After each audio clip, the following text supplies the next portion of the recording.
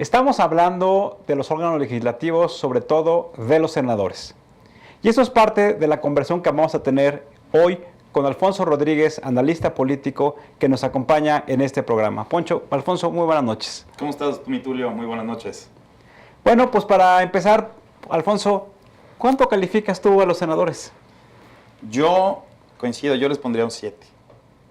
Yo creo que el trabajo que desarrollan los senadores tiene mucha importancia dentro del ámbito político del país. Y creo que el ponerle 0, por ejemplo, se me hace que es terrible. Además, no era la escala que habíamos determinado para el programa, que era de 1 a 10, pero yo le pondría 7 a los senadores. Pues mira, yo pienso que primero lo que tendríamos que hacer es preguntarnos si estamos evaluando al Senado en su conjunto o si estamos evaluando a cada uno de los senadores de diferentes fracciones parlamentarias. Entonces, de esa manera yo creo que podríamos tener diferentes respuestas. Como ya me preguntaste, me voy a contestar. Yo pienso que si calificáramos al Senado, yo creo que es un órgano legislativo de mucha importancia.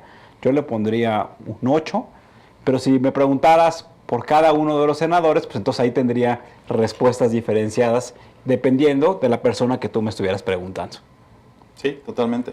Yo creo que son 2 tipos de calificaciones, pero la pregunta que hicimos ahí fue a los senadores en general, ¿no? Y creo que pues los calificaron bastante bajo. Yo creo que se nota ahí una desvinculación de los ciudadanos con los representantes y legisladores, ¿no? Y lo mismo vimos con los diputados, ¿no? Había una falta de vinculación entre los ciudadanos con los diputados, y ya hoy también vemos una falta de vinculación de los senadores con los ciudadanos. Y a lo que me lleva a pensar es que esa falta de vínculo no es que no se acercan, es que no sabemos los ciudadanos qué hacen los senadores, no sabemos qué hacen los diputados, y ese es debido a que no se acercan a los ciudadanos. Yo creo que esa es parte del tema de por qué los califican tan bajo. Y es una preocupación que debemos tener todos los ciudadanos, porque eso finalmente afecta la confianza en las instituciones. Creo que uno de los elementos importantes que hoy debemos dialogar en este programa se refiere a si tú, yo, los ciudadanos que nos ven, conocen cómo se hace una ley. Entonces, yo creo que la primera pregunta que tendríamos que respondernos, ¿quiénes son las personas que pueden formular una iniciativa de ley? ¿Qué nos puedes contestar, Poncho? Pues, mira, pues principalmente son los legisladores los que pueden proponer una iniciativa de ley. En segundo término es el presidente de la República. En tercer término, hoy, con la nueva reforma electoral, son los ciudadanos. Los ciudadanos hoy también podemos legislar. Y ese es un tema muy importante. O sea, hoy hay, como bien lo anuncia Alfonso, hay una iniciativa que es la iniciativa ciudadana, en donde desde el punto de vista de algunos, como es mi caso, se quedó muy larga el requisito para poder establecer firmas previas, que es el procedimiento bajo el cual los ciudadanos, lo que dice la ley es que debe ser el 0.13% de la lista nominal de electores, es un número importante, y lo que tienen que hacer entonces los ciudadanos es buscar que este número de personas con una credencial de elector firmen la iniciativa de ley y poder presentarla, que haya una validación por parte del órgano electoral, y de esta manera es como se da curso a la iniciativa que presentan los ciudadanos. Creo aquí que también lo que tendríamos que cuestionarnos es si a los ciudadanos les cuesta un gran trabajo poder recabar las firmas, si también entonces tendría que catalogarse a la iniciativa que presentan los ciudadanos como una iniciativa preferente. Recordemos que también en la legislación hay una iniciativa que se llama preferente, en donde la puede presentar el presidente de la República, y la obligación, tanto de diputados como senadores, es que en esa legislatura, cuando se presente, en ese año, cuando se está presentando, haya la obligación de diputados y senadores de poder aprobarla, declinarla o en su caso modificarla. Sí, yo creo que los ciudadanos ahí tenemos una oportunidad para poder legislar, pero como lo apuntas, yo creo que es algo que es muy difícil de lograr. O sea, el reunir ese 0.13% del padrón electoral, pues es un número bastante grande de ciudadanos. Yo creo que llenamos el Estadio Azteca 2 veces para poder presentar firmas para tener una iniciativa. Y si los diputados y senadores les cuesta trabajo coordinarse para hacer una iniciativa, pues imagínate a 200,000 personas ponerse de acuerdo para hacer una iniciativa. Yo creo que es un tema que, como lo hemos comentado, hay que enfatizar más y hay que no quitar el dedo del renglón para hacer una mejor legislación.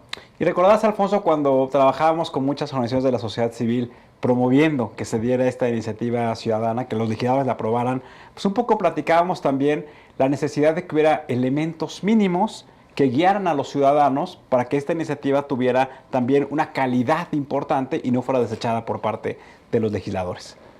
Sí, ¿te acuerdas? Había un ejemplo ahí de esas organizaciones de la sociedad civil que era el Internet para todos, ¿te acuerdas?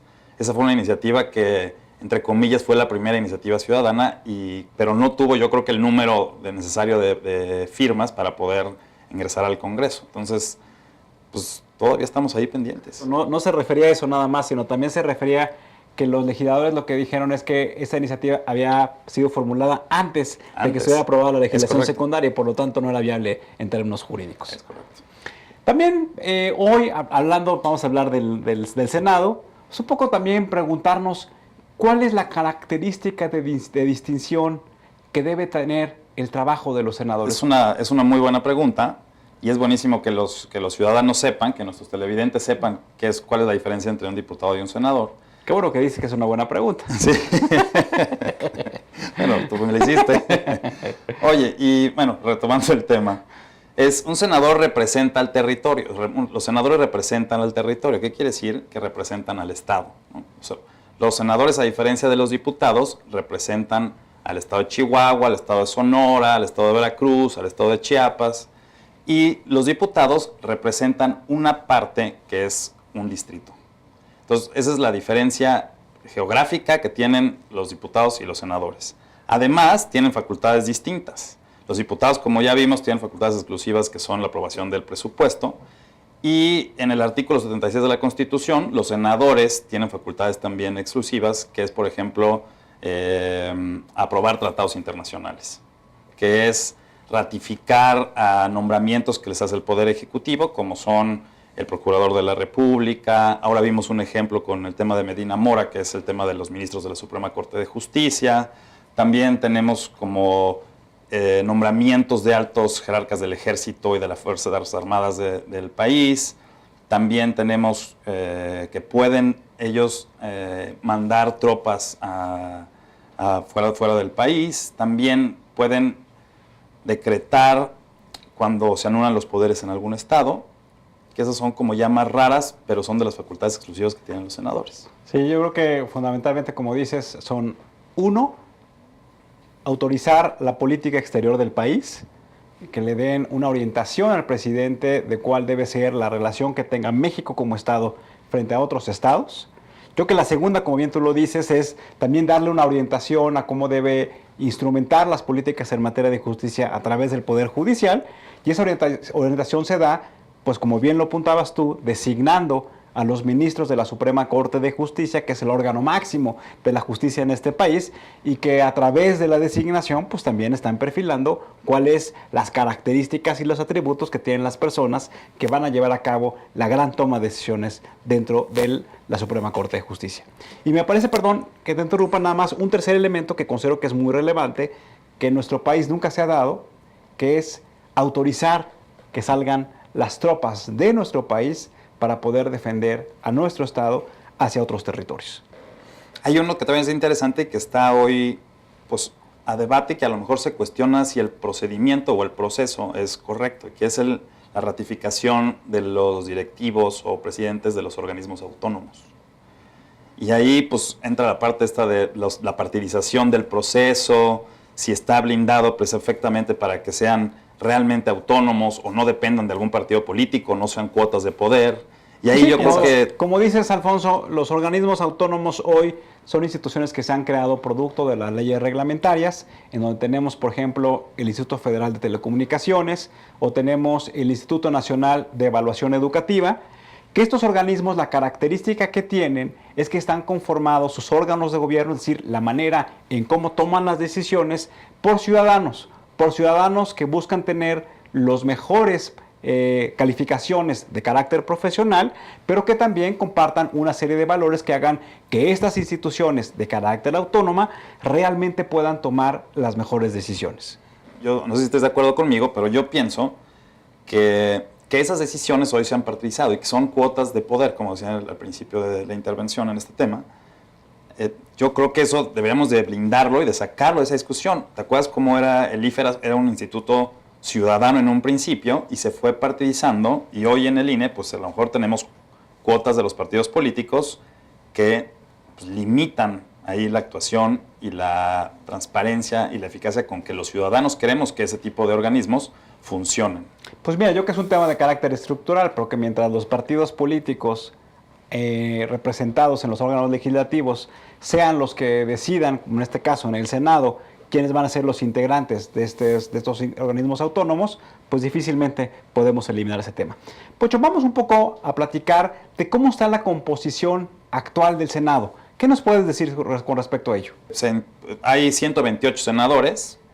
Si lo podemos dividir por cada uno de los estados, le toca 4 senadores por cada uno de los estados, pero en realidad no es así. En realidad, como se eligen a los senadores es por fórmulas y son 3 senadores por cada uno de los estados. Pero si nos vamos a cuáles son las fracciones parlamentarias y el número de senadores que tenemos por cada uno de los partidos políticos, vemos que el PRI, que es el primer partido con el mayor número de senadores, tiene 54 senadores. El PAN tiene 38, que sería la segunda fuerza. El PRD tiene 22. El PT 7. El Partido Verde Ecologista Mexicano tiene 6. Y el PANAL tiene 1. Es decir, hoy, como está integrado el Senado, pues tanto si sumaras todos los votos de la fracción parlamentaria del PRI y todos los votos de la fracción parlamentaria del PAN, pues tienen mayoría. Y eso lo que significa es que pueden aprobar las iniciativas que se presenten únicamente con estas 2 fracciones. Y no solo eso, sino que tienen mayoría calificada. En suma, son 92 senadores que con eso ya pueden aprobar una reforma constitucional y por 7 senadores. También creo que es importante, como lo hicimos en otro programa, que hablemos de cuáles son el perfil profesional que tienen los diferentes senadores de los diferentes partidos políticos en este órgano legislativo. ¿Qué nos puedes decir, Poncho, de eso? Pues, como platicamos igual la semana pasada de los diputados, igual podemos hacer una comparación de el número de senadores contra el número de diputados que hay en esta legislatura. Y para platicarte un poquito, por ejemplo, tenemos que hay 9 senadores que tienen un doctorado y comparado con los diputados son 17 diputados. Los senadores que tienen maestría son 40, es un 31%, es más alto que el 20% que representan en la Cámara de Diputados. Con licenciatura son 60, que representa el 47%, que ahí comparado con los diputados pues son 55%. Y bueno, para abajo pues ya son 7 senadores que no tienen un grado de estudios, que representan el 5%, y comparado con la Cámara de Diputados son el 6%. En realidad está en ese al parejo. Creemos que tenemos una Cámara alta, como se le denomina, bien preparada. Eso quiere decir que más del 80%, tanto en Cámara de Diputados y en este caso de lo que estamos hablando hoy, en Cámara de Senadores, tienen estudios profesionales. Y eso me parece que es un elemento importante para que los ciudadanos digan, pues hemos venido evolucionando en la manera en cómo los cuerpos legislativos se han venido profesionalizando. Creo que también sería bueno que les platicáramos a nuestros amigos cómo está hoy la integración de las comisiones legislativas, que como lo hemos venido platicando en algunas otras ocasiones, las comisiones legislativas son fundamentalmente el órgano en donde se tratan de manera específica y profesional cada uno de los temas que en este caso llegan al Senado.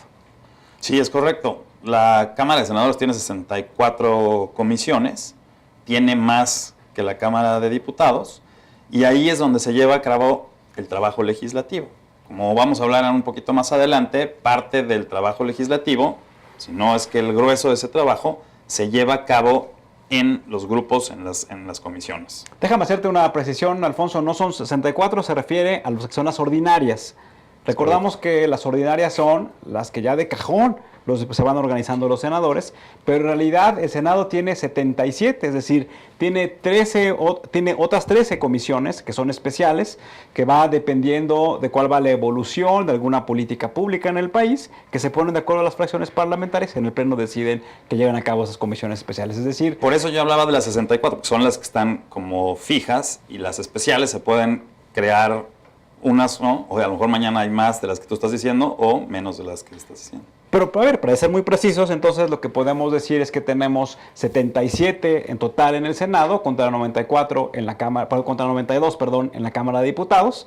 Pero cabe destacar que el Senado es una menor integración y que tiene atribuciones mucho más claras, mucho más limitadas que en la Cámara de Diputados. Pero sí, pero como vimos de las facultades que tiene el Senado, pues son como más amplias.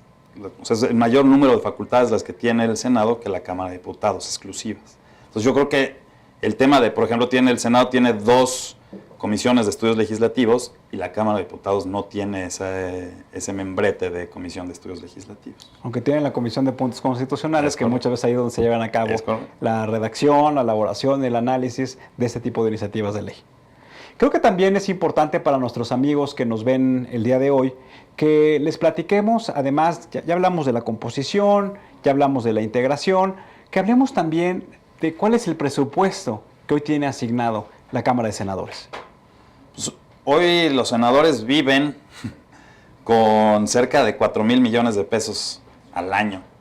Es un presupuesto abultado y pues si juntamos el presupuesto de la Cámara de Diputados, el presupuesto del Senado y de la Auditoría Superior de la Federación, son un poquito más de 12,000 millones de pesos.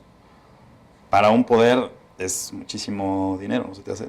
Y si vemos, por ejemplo, el presupuesto específico de la Cámara de Senadores, estamos hablando que para el periodo del 2014 tiene un presupuesto de 3,700 millones. Llama la atención que los senadores tomaron la decisión que su presupuesto versus el del año pasado, sin tomar en cuenta el efecto inflacionario, es decir, en términos reales, pues tuvo una variación anual del 4%. Y eso me parece que es un tema que no conocen los ciudadanos, que no conocemos los ciudadanos, y que podría ser un elemento de juicio para cuando habláramos de la evaluación, cuando platicamos de qué grado de confianza tenemos con ellos. Ahora, creo que también es importante que platiquemos de cuáles son los grandes temas que se discuten en el Senado. Entiendo que ahorita dialogábamos sobre las facultades y las atribuciones que tienen, pero también debemos recordar y tenemos que explicarle a nuestros amigos que al tener un poder legislativo con 2 cámaras, siempre cualquiera de las dos cámaras puede generar una iniciativa de ley, pero también la Cámara de Senadores o la Cámara de Diputados puede ser Cámara Revisora. Es decir, que si se origina una iniciativa de ley en la Cámara de Diputados, tiene que llegar después a la Cámara de Senadores para que sea este proceso legislativo completo, y si no hay el consenso de una y de otra, pues finalmente la iniciativa de ley no está aprobada, o al revés, pueden iniciar en senadores y la revisora tiene que ser diputados. Sí, así es como funciona el proceso legislativo. Hay una Cámara de origen y una Cámara revisora. Cualquiera de las dos puede ser la Cámara de origen y después la Cámara Revisora, menos el tema del presupuesto. El tema del presupuesto, como volvemos, es la Cámara de Diputados, y el tema de la